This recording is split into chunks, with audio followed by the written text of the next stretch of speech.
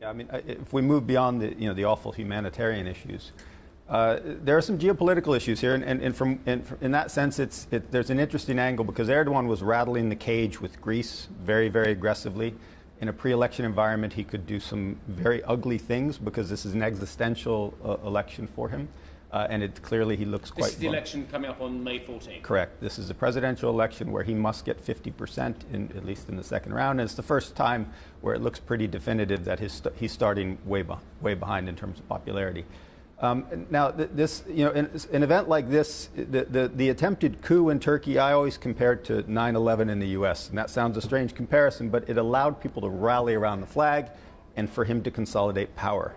The risk here is this is his Katrina, because he can't get upside associated with this, and he has two issues that are going to play out, and we'll see how they play out. One is the rescue effort.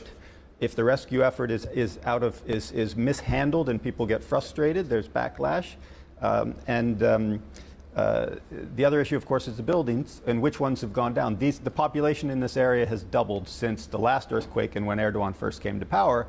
So to the extent that a lot of these buildings end up being older buildings, then the narrative is what it is. It's unfortunate. To the extent these were state-built buildings or built under the new code and the authorities didn't impose the regulation, there could be some serious blowback for Erdogan. So Erdogan's lost control of the narrative. And also, because of all the aid coming in, this is a positive geopolitically because it dramatically reduces the risks of Erdogan doing something nutty with Greece, taking an island, which he's been threatening to do. So, and on balance, I would suggest from a currency perspective, this is probably neutralish. And it sounds sort of weird, but it depresses demand. This is not an export-oriented area. And the only risk in Turkey has been that people flee. There's currency capitulation from domestic depositors. My guess is that'll be controllable, and then the net impact. Turkey's problem is it's been growing hand to mouth. It can only grow as much as the foreign exchange it can get. This will probably depress the economy a bit, but not in a way that punishes people, and Erdogan will have to just accept that. So I would have thought this probably stabilizes the currency between now and the election.